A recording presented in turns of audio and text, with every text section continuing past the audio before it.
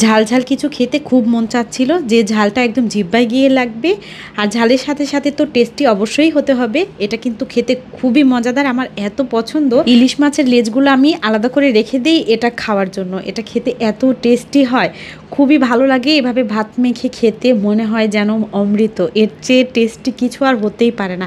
তবে অবশ্যই এটা খুব কড়া ঝাল দিয়ে আমি বানাই, অসম্ভব ভালো হয় খেতে। আশা করছি আমার এই ভিডিওটা আপনাদের কাছে ভালো লাগবে। ভিডিও ভালো লাগলে একটা শেয়ার দিয়ে দিবেন।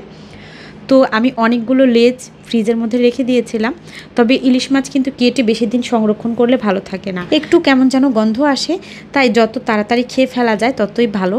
আর লেজটা কিন্তু তরকারিতে রান্না করলে আমার কাছে খেতে ভালো লাগে। আমার মনে হয় কাটার জন্য লেজ অনেকেই পছন্দ করে না, বিশেষ করে ইলিশ মাছের লেজটা। ইলিশ মাছের লেজ দিয়ে যে এত মজাদার একটা খাবার বানানো যায়, এটা যদি একবার কেউ ট্রাই করে আমার মনে হয় সে সবসময় ইলিশ মাছের লেজগুলো আলাদা করে রেখে দেবে এভাবে খাওয়ার জন্যই। তো আমি লেজগুলো হলুদ আর লবণ মেখে তারপর ভেজে নিয়েছি, তার সাথে ভেজে নিয়েছি বেশি করে শুকনা মরিচ। শুকনা মরিচটা আগে ভাজা হয়ে গেছে সেজন্য আগেই তুলে নিয়েছি, আর তারপরে লেজগুলো ভেজে তুলে নিয়ে তারপর কাটা ছাড়িয়ে নিয়েছি।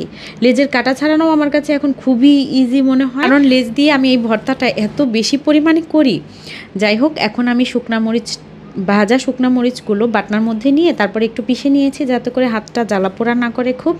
তারপর এর মধ্যে বেশি করে সরিষার তেল দিয়েছি। আজকে আমি মাছ ভাজার তেলটা দিতে পারি না, কারণ এর মধ্যে আরও মাছ ভাজা হচ্ছে এখনও, আর আমি এদিক দিয়ে ভর্তাটা বানিয়ে ফেলছি। সরিষার তেল, লবণ আর মরিচটাকে আমি ভেঙে নিয়ে তারপর এর মধ্যে দিয়ে দিয়েছি হচ্ছে বেশি করে পেঁয়াজ কুচি।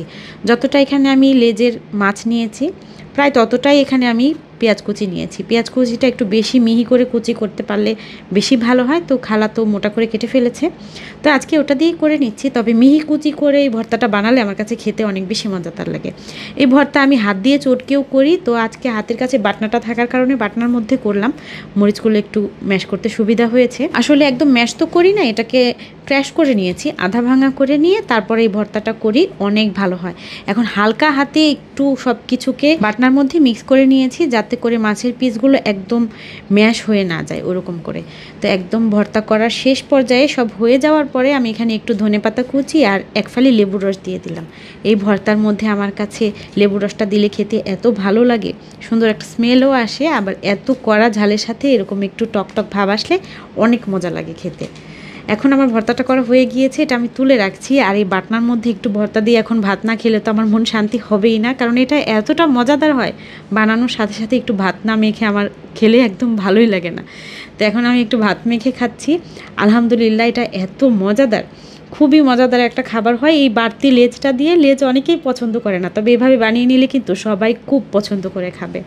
আশা করছি আজকের ভিডিওটা আপনাদের কাছে ভালো লেগেছে। ভিডিও ভালো লাগলে লাইক, কমেন্ট, শেয়ারের পাশাপাশি আমার পেজটা ফলো দিয়ে দিবেন। দেখা হবে ইনশাআল্লাহ পরবর্তী ভিডিওতে অন্য কোনো আয়োজন নিয়ে। সে পর্যন্ত ভালো থাকবেন সবাই। আসসালামু আলাইকুম।